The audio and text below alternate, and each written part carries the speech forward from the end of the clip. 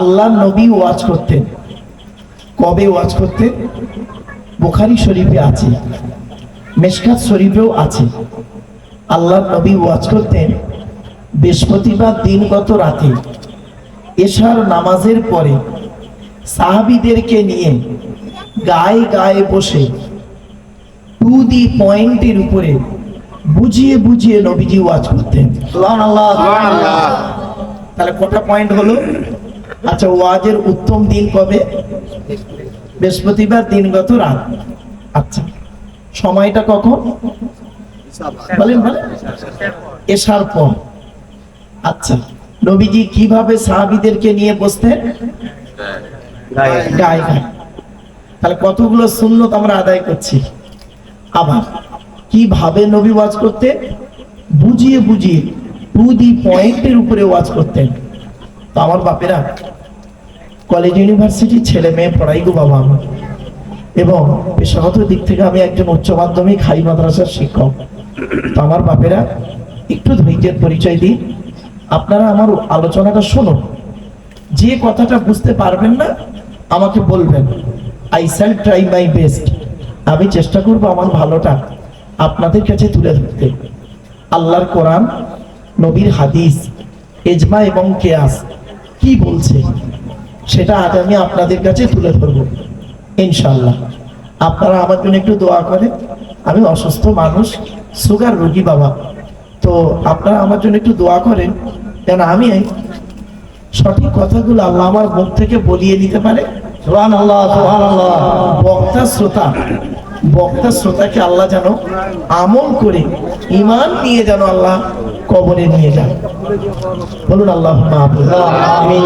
আমার বাপেরা, যুবক ছেলেরা, বাবাজিরা, একটু দয়া করে শোনেন।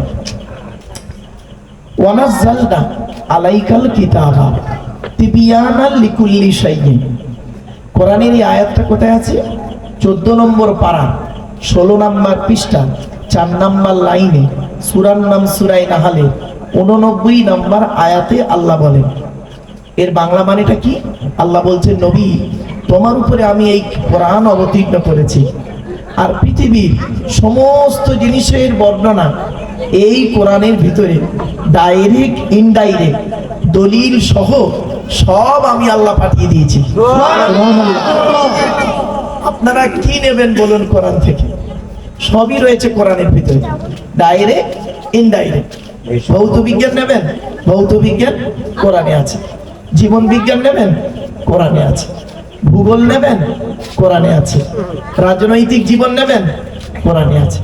পারিবারিক জীবন নেবেন, কোরআনে আছে। সাংসারিক জীবন, কিভাবে পৃথিবীতে চলবেন, সব কোরআন আছে, কোরআনের মধ্যে আছে। কোরআন হলো একটা গাইড বুক।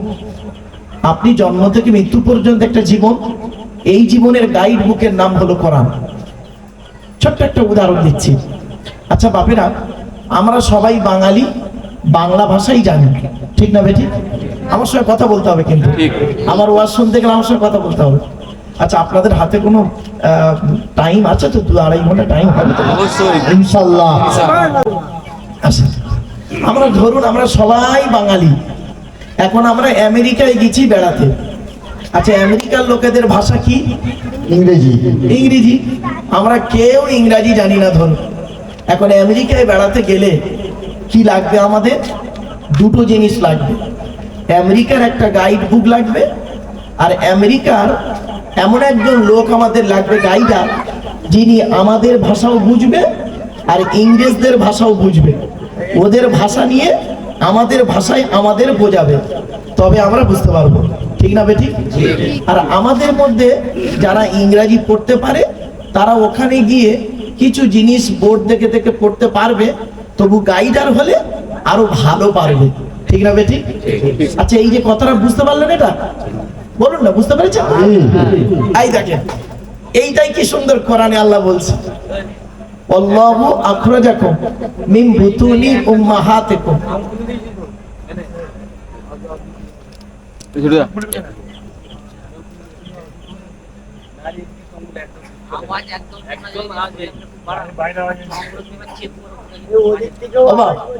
বাবা, তুমি একবার একটু চেক করে শোনো। আচ্ছা ঠিক আছে, না বাবা থাক। ও বাবা তুমি একটু যাও বাবা, গিয়ে একটু দেখে এসো বাবা।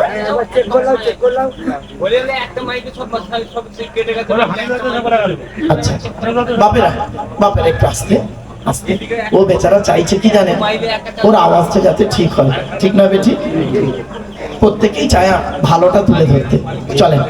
আচ্ছা এই যে আমি ছোট্ট একটা উদাহরণ দিলাম, বাঙালি আর ইংরেজদের একটা উদাহরণ দিলাম তো, হ্যাঁ, যে এইটাকে আমার আল্লাহ কি সুন্দর ঘুরিয়ে কোরআনে বলছে। দেখো 14 নম্বর পারা, 14 নম্বর পারা, 14 নম্বর পৃষ্ঠা, 12 নম্বর লাইন, সূরার নাম সূরা নাহল।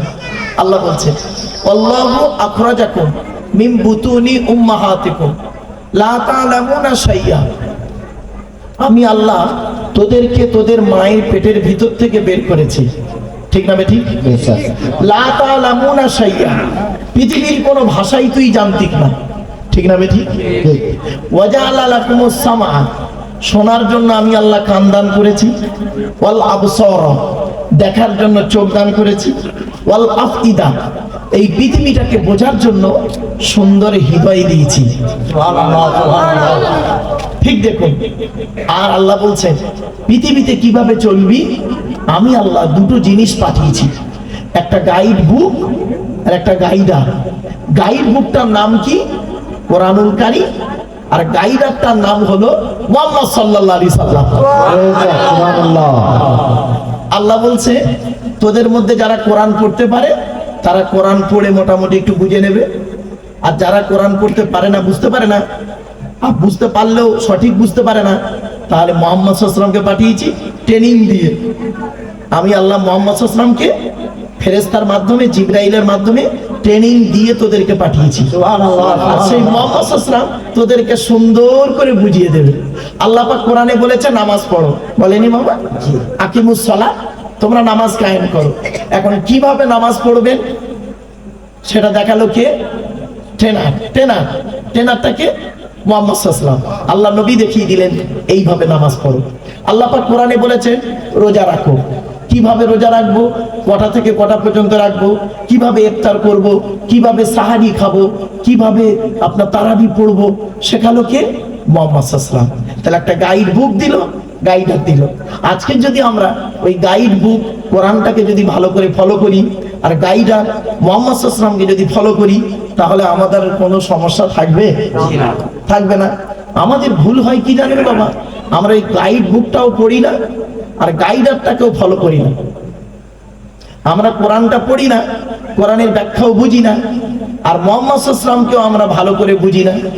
মুহাম্মদ সাল্লাল্লাহু আলাইহি ওয়াসাল্লাম যে হাদিসগুলো বলেছে সে হাদিসগুলো আমরা জানি না, বুঝি না, যার জন্য আমরা নিজেদের মধ্যে খালি মারামারি করি। খবরদার নয় বাপ, আজ আমি একটা একটা করে আপনাদেরকে বোঝাবো বাপ, একটু ধৈর্যের পরিচয় দিন। চলেন। وقال الله تعالى في كلام المجيد والفرقان الحميد إن الله وملائكته يصلون على النبي يا أيها الذين آمنوا صلوا عليه وسلموا تسليما درود شريف اللهم صل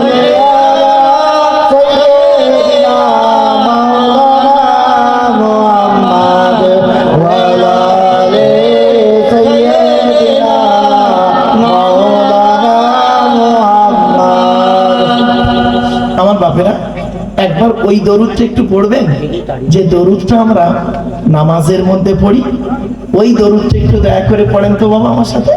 আল্লাহুম্মা সাল্লি আলা মুহাম্মাদিন ওয়া আলা আলি মুহাম্মাদ কামা সাল্লাইতা আলা ইব্রাহিম ওয়া আলা আলি ইব্রাহিম ইন্নাকা হামিদুম মাজিদ। আল্লাহুম্মা বারিক আলা মুহাম্মাদ ওয়া আলা আলি মুহাম্মাদ কামা বারাকতা আলা ইব্রাহিম ওয়া আলা আলি ইব্রাহিম ইন্নাকা হামিদুম মাজিদ। সুবহানাল্লাহ। তাহলে দুবার দরুদ পড়লাম, দু রকম পড়লাম, কোনো অসুবিধা নেই বাবা, দুটোই পড়বেন, দুটোই পড়বেন, দুটোই পড়লে নাকি পাবেন। সুবহানাল্লাহ, সুবহানাল্লাহ, সুবহানাল্লাহ। আল্লাহ নবী বলেছেন মান সাল্লা আলাইয়া ওয়াহিদাতান সাল্লাল্লাহু আলাইহি আশারা। আল্লাহ নবী বলেছেন যে ব্যক্তি আমার উপরে একবার দরুদ শরীফ পড়বে, নামায় আমল নামায় আল্লাহ 10টা নেকি লিখে দেবে। সুবহানাল্লাহ। আমার বাপেরা আল্লাহ নবীর আরেকটা হাদিস বলছি শোনো। আল্লাহ নবী বলছেন, মান সাল্লা আলাইহি আশরান ফি আউয়ালিন নাহারি ওয়া আশরান ফি আখিরিন নাহারি নালাতহু শাফাআতি ইয়াউমাল কিয়ামা। আল্লাহ নবী বলেছেন, যে ব্যক্তি দিনের শুরুতে আমার উপরে 10 বার দরুদ শরীফ পড়বে, কবার? 10 বার। 10 বার। আর দিনের শেষে আমার উপরে 10 বার দরুদ শরীফ পড়বে, ওই ব্যক্তির শাফাআত সুপারিশ কিয়ামতের মাঠে আল্লাহ আমার সঙ্গে ওর খুবই নিকটবর্তী করে দেবে। সুবহানাল্লাহ। আমার বাপেরা মায়েরা ভালো করে শুনে নিন, রাতের বেলা যখন ঘুমাতে যাবে অজু করে ঘুমাবে, বেওজুতে ঘুমাবেন না। আল্লাহ নবী বলে, আমি একটা একটা করে বলবো আল্লাহ নবী কিভাবে ঘুমাতেন, কিভাবে খেতেন, কিভাবে চলাফেরা করতেন, স্ত্রীদের সঙ্গে কিভাবে আচরণ করেছেন, সব আপনাদেরকে একটা একটা করে বলবো বাবা। এর মধ্যে থেকে যেটা খুশি সেটা মানবেন, দেখবেন একটাকে মেনে আমল করবেন, ওর ওসিলায় কিয়ামতের মাঠে জান্নাত পেয়ে যাবে। আল্লাহ নবী বলেছেন, মান আহাব্বা সুন্নতি ফাকাদ আহাব্বানি ওয়া মান আহাব্বানি কানা মাই ফিল জান্নাহ। আল্লাহ নবী বলেছেন, আখিরি জামানায় যদি কোনো মুসলমান, কোনো উম্মত, আমার কোনো উম্মত যদি আমার একটা সুন্নতকে আমল করে, একটা সুন্নতকে যদি আঁকড়ে ধরে আমল করে থাকে, আর ওর উপরেই যদি ও মারা যায়, কিয়ামতের মাঠে ওইটার ওসিলায় ও জান্নাতি হবে। সুবহানাল্লাহ। আজ আমি অনেকগুলো সুন্নাত বলবো, অনেকগুলো সুন্নাত। হ্যাঁ বাবা, যদি 100টা সুন্নাত বলি তার মধ্যে 2-5টা মানতে পারবেন না? ইনশাআল্লাহ চেষ্টা করবো আমরা। এই জন্যই তো জলসা দেন আপনারা, জলসা দেওয়ার উদ্দেশ্য এইটাই। শুনে নিন, আগে বলে দিই, যখনই আপনারা জলসা দেবেন, যখনই জলসা দেবেন, 3টে জিনিসকে ঠিক রাখবেন। কটা বাবা? 3টে জিনিসকে ঠিক রাখবেন।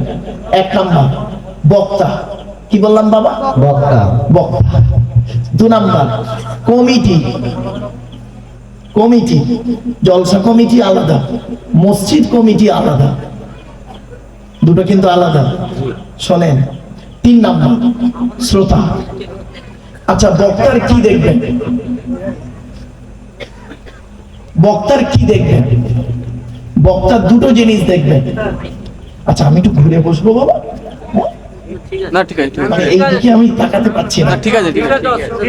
আসলে কি জানেন, শ্রোতা তো সব দিকে আছে, ওই জন্য আমার বাপেরা একটু মানিয়ে নেন বাবা। হ্যাঁ ঠিক আছে, ঠিক আছে।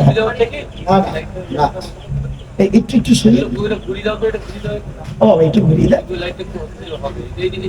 হ্যাঁ, এবার এবার ওটা থাক, কিছু বলবো না, বলো বলো মা। আচ্ছা চল, বক্তার দুটো জিনিস দেখবেন। 1 নাম্বার দেখবেন বক্তাটি সত্যিকারের আলেম কিনা, আর 2 নাম্বার দেখবেন বক্তাটি আমল আছে কিনা। বক্তাটা 5 ওয়াক্ত নামাজ পড়ে কিনা, বক্তাটা রমজান মাসে রোজা রাখে কিনা, বক্তাটা ওর বাম্মার ভাত দেয় কিনা, বক্তাটা ওর স্ত্রীর হক আদায় করে কিনা, বুঝতে পারছেন না? বক্তাটা ওর ছেলে মেয়ের দায়িত্ব পালন করে কিনা, বক্তাটার চরিত্র ঠিক আছে কিনা। এই কথাটা কেন বললাম? ও বাবা, 1994 সাল থেকে আমি ওয়াজ করছি। ভারতবর্ষ, নেপাল, বাংলাদেশ, 3টে দেশ ঘোরা মানুষ আমি। কত বক্তা আছে গো বাবা 5 ওয়াক্ত নামাজ পড়ে না। কত বক্তা আছে গো বাবা রমজান মাসে রোজাও রাখে না। কত বক্তা আছে গো বাবা বিড়ি সিগারেট খায়। আর পান, তেরেঙ্গা, খৈনি, গুটকা, শান্তি অশান্তি, বিমল, এসব খৈনি, গুল, এসব তো সহজ জিনিস। আমার বাপেরা খুব সাবধান। চল, 1 নম্বর হলো বক্তা। বক্তা দুটো জিনিস দেখবেন, বক্তাটি সত্যিকারের আলেম কিনা। 2 নম্বর দেখবেন বক্তাটি আমল আছে কিনা। হাক্কানি আলেমের কথা শুনবেন। আল্লাহ নবী বলেছেন, আমি বলিনি, আল্লাহ নবী বলছেন, কুন আলিমান, হাক্কানি আলেম হও। হাক্কানি আলেম হতে পারোনি, ঠিক আছে, আও মুতাআল্লিমান, হাক্কানি আলেমের ছাত্র হও। সুবহানাল্লাহ, সুবহানাল্লাহ।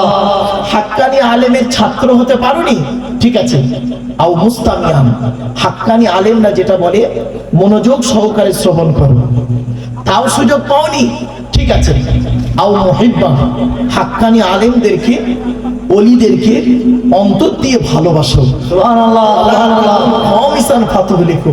5 নাম্বারটা হতে যাবো না, তাহলে জাহান্নামী হয়ে যাবে। আমার বাপেরা, হাক্কানি আলেম আল্লাহর ওলিদের ভালোবাসবেন।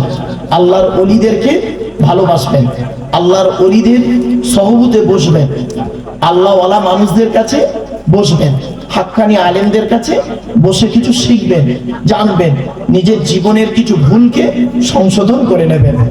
বাস্তব বলে যাচ্ছি, চলেন। 2 নাম্বার হলো কমিটি। জলসা কমিটি আলাদা, মসজিদ কমিটি আলাদা। বাপেরা, জলসা কমিটি হতে গেলে 3টে গুণ থাকতে হবে। 1 নাম্বার কি? সৎ হতে হবে। কি বললাম বাবা? সৎ হতে হবে। সৎ। আচ্ছা, সৎ কোন লোকটাকে বলে বলুন তো বাপেরা? কোন লোকটাকে সৎ বলে? আমরা মনে করি সৎ হলো ওই লোকটা যার গালে দাড়ি, মাথায় টুপি, বড় পাঞ্জাবি, 5 ওয়াক্ত নামাজ পড়ে, ওই লোকটাই সৎ। না বাবা, আল্লাহ নবী কি সুন্দর করে বলছে দেখুন। আল্লাহ নবী বলছেন, তোমরা আমাকে 2টো জিনিসের গ্যারান্টি দাও, আমি তোমাদের জান্নাতের গ্যারান্টি দেব। সুবহানাল্লাহ, সুবহানাল্লাহ। কটা জিনিস? 2টো। আজ আমি এই গ্রামে এসে বলে যাচ্ছি, আপনারা 2টো জিনিসকে ঠিক রাখুন, আপনি জান্নাতি হবেন। 2টো জিনিস কি? আল্লাহ নবী বললেন, বুখারী শরীফে আছে, 2 ঠোঁটের মাঝখানে এই জিভটাকে ঠিক করো। 2 ঠোঁটের মাঝখানে জিভটাকে ঠিক করো, মানে হারাম খাবার খাওয়া থেকে জিভটাকে ঠিক করো, বাজে ভাষা বলা থেকে জিভটাকে ঠিক করো, পরনিন্দা পরচর্চা করা থেকে জিভটাকে ঠিক করো। 1 নাম্বার 2 ঠোঁটের মাঝখানে জিভটাকে ঠিক করো। 2 নাম্বার হলো কি? 2 রানের বীজখানে, 2 রানের বীজখানে লজ্জাস্থানকে ঠিক করো। 2 ঠোঁটের মাঝখানে 2 রানের বীজখানে, এই 2টো জিনিসের গ্যারান্টি তোমরা আমাকে দাও, আমি তোমাদের জান্নাতের গ্যারান্টি দিয়ে দেবো। সুবহানাল্লাহ। যান বাড়ি চলে যাবে, গিয়ে দেখবেন হয় চাচার নিচে খারাপ, নয় চাচার উপরে খারাপ। ঠিক না? ও বাবা, হুকমের কারেন্ট নিয়ে পাখা চালিয়ে তাহাজ্জুদের নামাজ পড়ছে। কি আশ্চর্য! বাচ্চা ছেলেটা ওরা জানে না, চুরি করা কারণে পাখা চালিয়ে তাহাজ্জুদ। রাগ করবেন না। ও বাবা, আমার একটা বাস্তব অভিজ্ঞতা বলছি। বগরাইদের দিনে আমাকে একজন ফোন করেছে, ফোন করে বলছে, আসসালামু আলাইকুম ভাইজান, ঈদ মোবারক। বগরাইদের দিন, ঈদ মোবারক। তা আমি বলছি ঈদ মোবারক। আমাকে বলছে 2টো মশলা বলতে হবে ভাইজান এক্ষুনি। তা আমি ভেবেছি বগরাইদের দিনে ঈদের মশলা মানে কি গরু কুরবানি কি করে করবে, গোশ বিলি করবে, এইসব। কি বলছে শুনবেন? বলছে ভাইজান 1 নাম্বার মশলা হলো কুরবানির গোশত দিয়ে মদ খাওয়া যাবে? মশলা জিজ্ঞেস করছে। আমি আরেকটা মশলা কি? আরেকটা মশলা বলছে, বলছি সুদের টাকায় বিড়ি কিনে খেলে গোনা হবে? কত বড় বদমাইশ, বুঝতে পারছেন? সুদের টাকায় বিড়ি কিনে খেলে গোনা হবে। বাড়ি থেকে ভাববেন, বাবা আমার এই কথাগুলো না বাড়ি থেকে মূল্যায়ন করবেন, যে লোকটা কি বললো, হাসির ছলে কি বলে গেল। বাড়ি থেকে ভাববেন, এখানে সহজে বুঝতে পারবেন না। একটু জ্ঞানী গুণী বুদ্ধিজীবী মানুষ যারা, বাড়ি থেকে ভাববেন। চলো না, কি যাচ্ছি।